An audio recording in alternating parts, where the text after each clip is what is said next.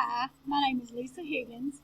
I'm a student at the University of Arkansas at Monticello, and I'm also enrolled in the Master's of Art in Teaching program. For our instructional technology class, we were asked to do a major presentation. My presentation is over assistive and adaptive technologies. So most people don't know exactly what assistive and adaptive technologies are. So we're going to answer the question as to what are assistive and adaptive technologies. Assistive technology is any technology, service, equipment, or system used to improve functional capacities of individuals with disabilities. Adaptive technology is a subcategory that is used to adapt existing technology for use by disabled individuals. So assistive is something that's going to help them with what they're needing, hearing, vision. Adaptive is going to help that technology. It's something that's going to be adapted to the assistive technology. So why should you use assistive technologies? Because it's the law. If assistive or adaptive technology is listed on a student's individual educational plan, you must use it in that student's instruction. The Individual Disability Educational Act details school procedures for dealing with students with special needs. So the IDEA Act is for any student that has a special need and they need to have something to help assist them do their work, or whether it be sitting up front, needing extra time on tests, needing the test to be read to them. That's what this act is going to cover. Who uses assistive and adaptive technologies? There's a wide range of students that have to use these types of technologies. I, for instance, have 2 hearing impaired children at home that both have to have hearing aids. My son actually uses the FM system at school, which hooks up little pieces to the back of his hearing aid, so they work as a transmitter between the mic the teacher may wear and to his ears. So it's just like she's sitting right beside him in all his instruction. My daughter's a little different. Her hearing's not as bad, so she doesn't use any type of assistance for that. But we'll discuss a few different types listed here in the PowerPoint.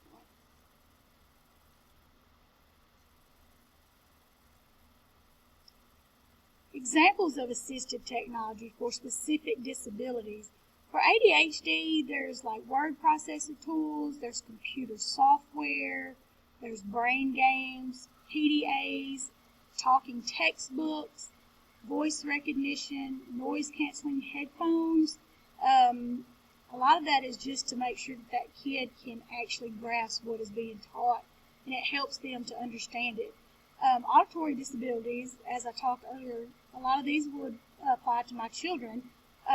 Hearing aids, hearing assistive technology systems, all of those are things that can be used to help them hear. Now they have things they can use with their telephones. They're called streamers, so they hook them up to their telephones through Bluetooth, making it easier to hear the telephone ring. They won't have to use headphones anymore. With the streamer, they're all Bluetooth, so they hook up to their phone, they hook up to their MP3s, whatever they have, it hooks up to that and plays directly into their hearing aids.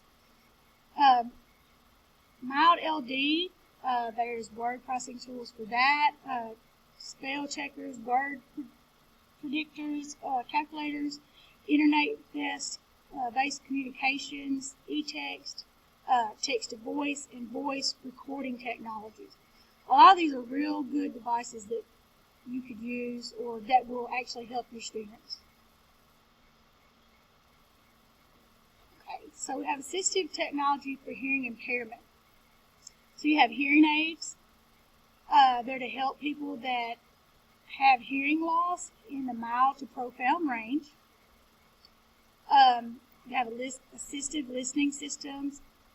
They go along with hearing aids and have a numerous number of functions. The FM systems, as I talked about earlier, they work with radio technology to transmit sound from a mic to a receiver.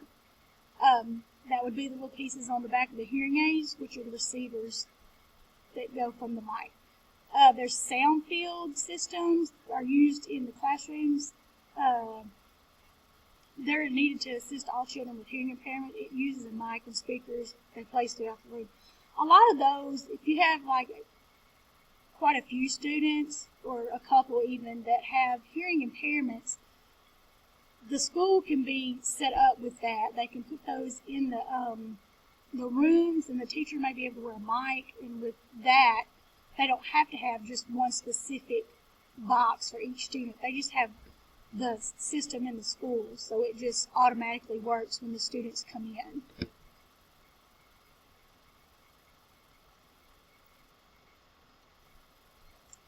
Okay, so we have assistive technology for learning disabilities.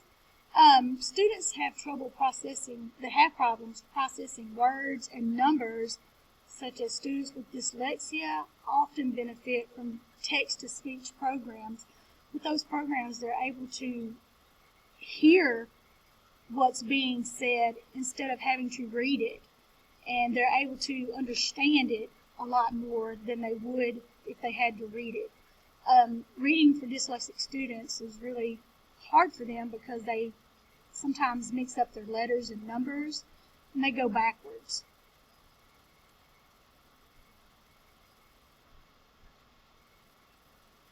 Okay, so we have assistive technology for vision impairment.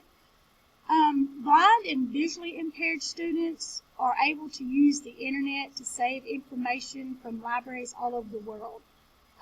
In turn, this makes it much easier for students with visual impairments to use assistive technology for taking notes, studying for tests, and research.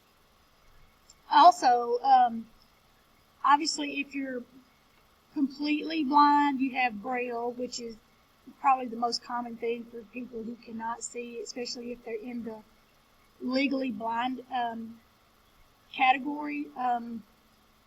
A lot of times you can use the technology where it makes your letters bigger to where they can see. This makes it easier for them to read on their own and to be able to do things on their own. So now we have assistive technology for physical mobility disabilities. Physical disabilities affect movement, but with the use of mobility aids such as walkers, scooters, canes, wheelchairs, crutches, prosthetic devices, and orthotic devices, students are able to enhance their mobility.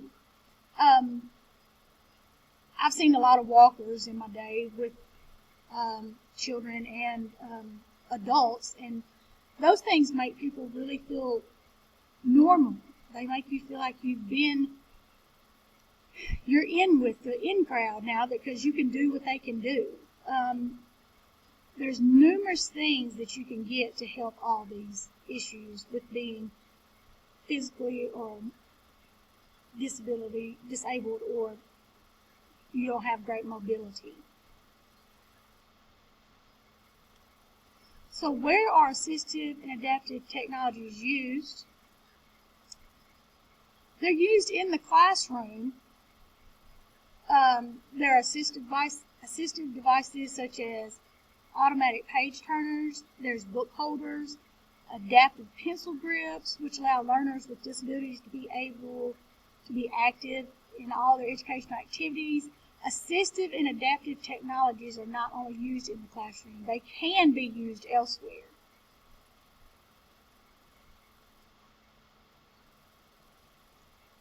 So with that being said, there are several different types of devices that help everyday people who are not in the educational setting.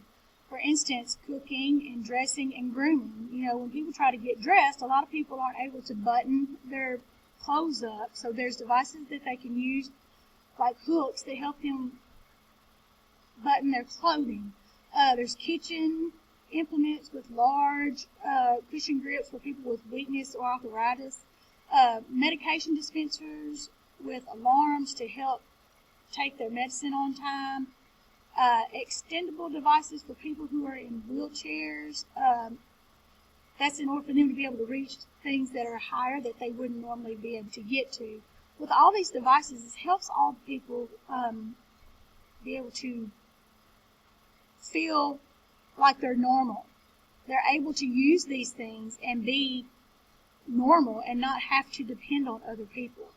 Although we don't mind helping, but a lot of times it's just great to feel normal.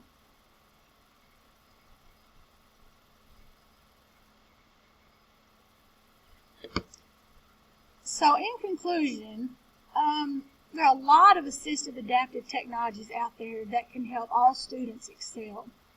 As an upcoming teacher, I would like to make sure that I make all resources and devices that I can available to my parents. This will also give the students the sense of fitting in so they can work on their own and feel normal. To me, having 2 hearing impaired children, it's really hard to be able to feel like you're in the in crowd or whatever it may be that they feel like they're not a part of. With the technology we have today, giving our students and our children assistive and adaptive technologies really helps them become themselves and feel more included rather than excluded.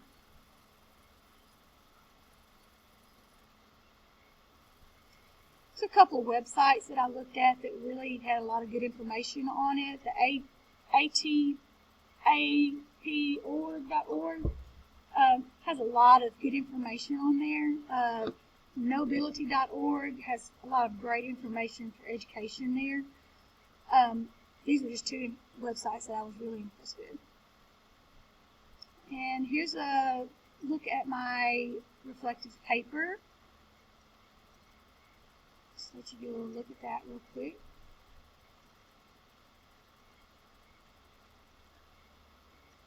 Here's my references. Thank you so much for watching.